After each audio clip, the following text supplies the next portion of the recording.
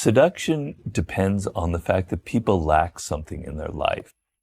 Women have much more to lose in a seduction than the man. Seduction involves a little bit of mystery, a little bit of fantasy. It's not like everyday life. You will always find something that people are missing. Nobody is completely happy. The trick in seduction, of male or female seduction,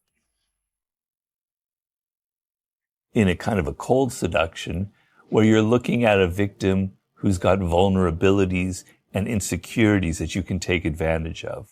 Now, that's not the kind of seduction I'm trying to promote in the book. But as you say, I'm revealing the secrets that a lot of men use. And there are men out there who have a radar for picking on women who have just the right kind of insecurities, just the right kind of vulnerabilities that they can prey upon. And for them, that would make the perfect victim. Seduction depends on the fact that people lack something in their life, right? And you are going to be the one supplying them. They're missing something, okay? The word for love, eros and the erotic, comes from the god who shoots an arrow into someone and wounds them and poisons them, right? So falling in love and seducing is creating a wound in the other person. They need you. You're going to fill what they can't get on their own. So somebody who is completely happy in their life, who's got everything they want, is very hard to seduce.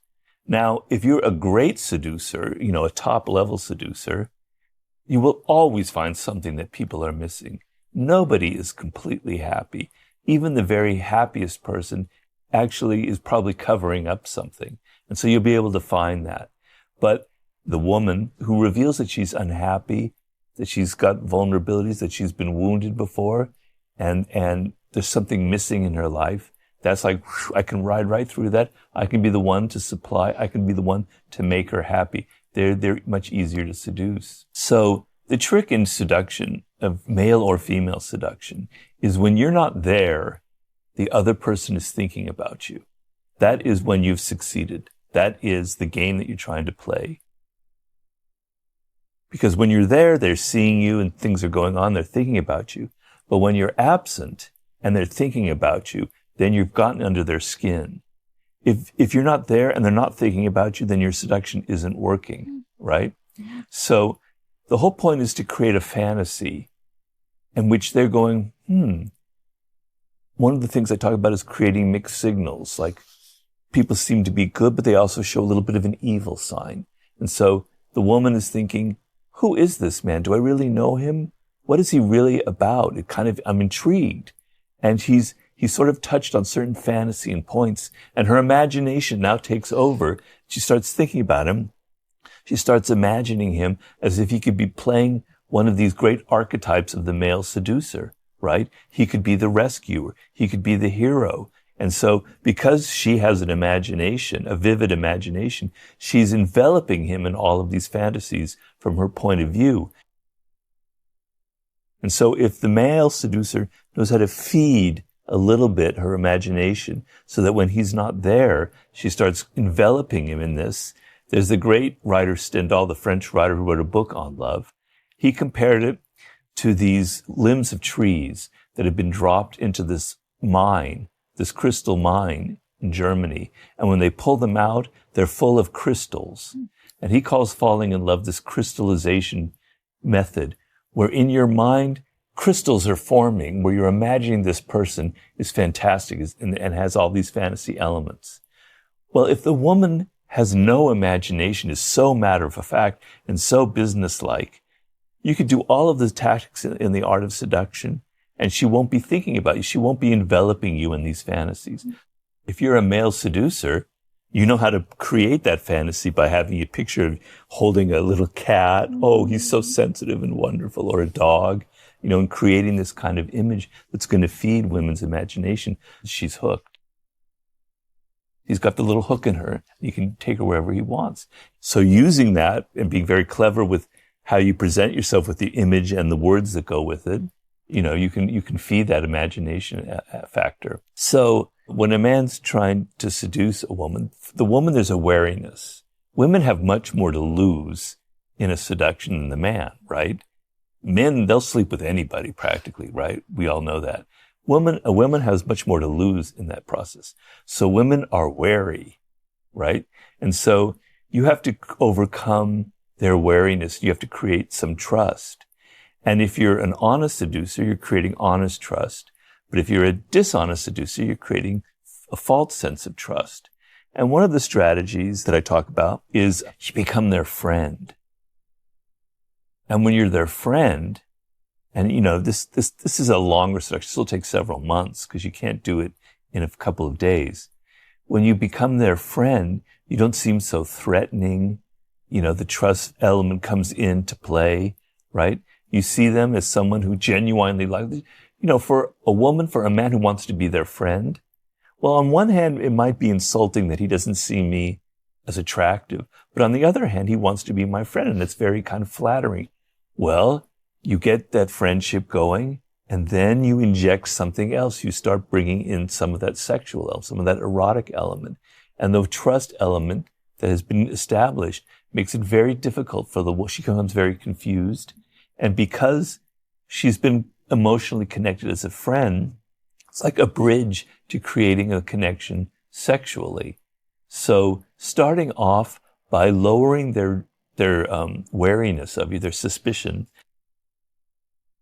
by trying to be their friend means, he's not just interested in sex, but he might be just interested in sex, but he's using this tactic to kind of lower your suspicions about him. The way to see through that tactic is this attempt at friendship genuine or not? And that's a tricky question, right? But that opens up the whole thing about being much more sensitive to the nonverbal cues that you pick up from a person. Because what often happens with women is that they sense something is wrong with the man from the first time they meet him. But then they drop the suspicion very quickly. They think, he's not so bad, or I had it all wrong. But actually that first instinct was very right. So you have to trust your instincts, and you have to trust that this person that is trying to become your friend, they're giving off signs that there's something kind of cold about it.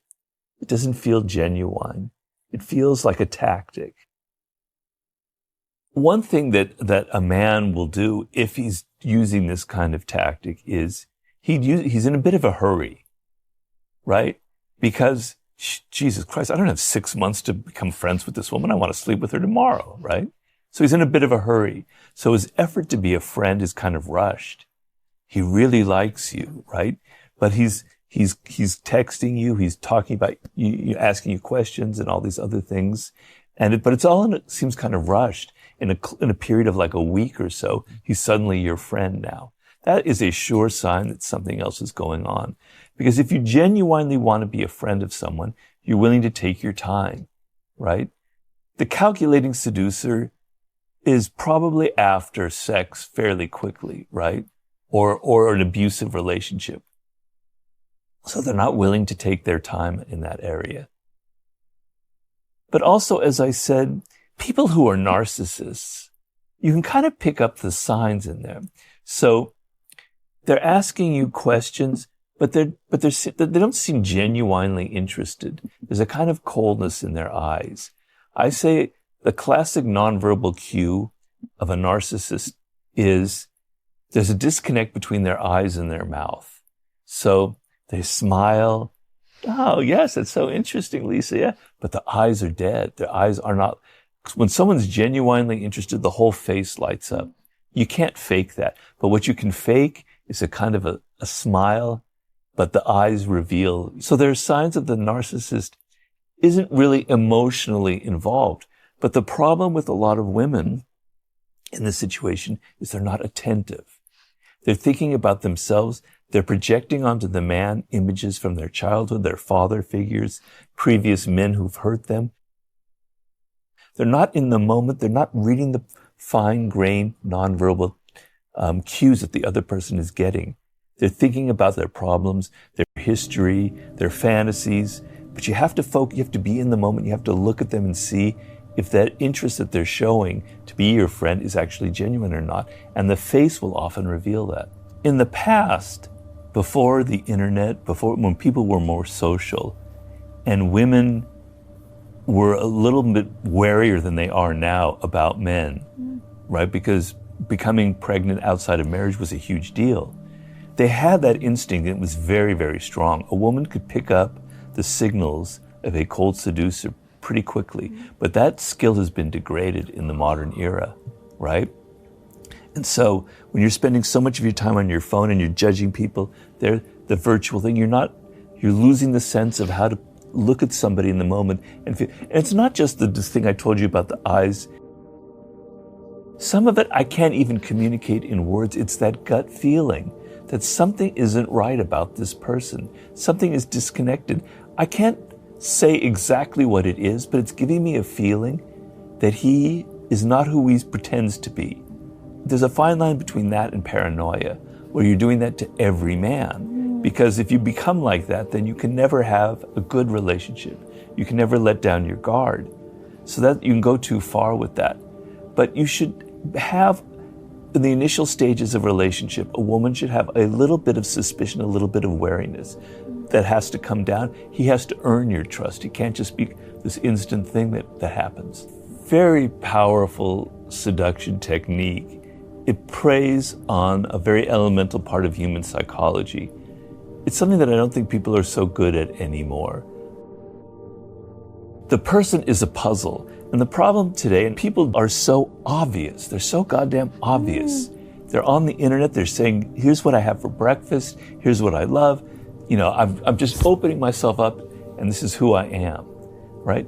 But seduction involves a little bit of mystery, a little bit of fantasy. It's not like everyday life. It's not like things on Instagram. It's something different. It's theater. That's what's exciting about it, okay? So if you're the male seducer, he will be someone who seems very trustworthy, very honest, very solid. He got an MBA, he's working for Goldman Sachs. But then he reveals something a little bit rock and roll, a little bit rebellious, a little bit like it takes something else about him that doesn't quite click. Wow, I didn't know who this guy is. Maybe he's more interesting than I thought. Maybe he's not so buttoned up and so controlled as I thought. There's another aspect to him. The element of surprise that you don't know who someone is what fascinates us about a movie. When you create a character and suddenly on screen they reveal a trait that seems out of character. Wow, that's exciting. That's what makes you, that's how movies work, right?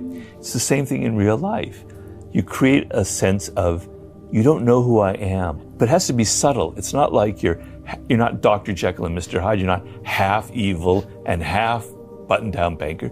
You're 95% banker and you're 2 or 3 or 4% of this other thing. It's a little peak of something else that intrigues, that creates a fantasy element, okay? Now, how a woman could sense that is a tactic, it comes back down to that nonverbal element. Or the other thing is analyze what it is that's intriguing you, what it is that's making you think about the person. So from the woman's point of view, the ability to stand back and analyze the situation instead of getting immediately rushing in emotionally is probably the best thing overall for the whole thing that we're talking about today. So creating a wound, creating a need for you is what a classic seducer will do.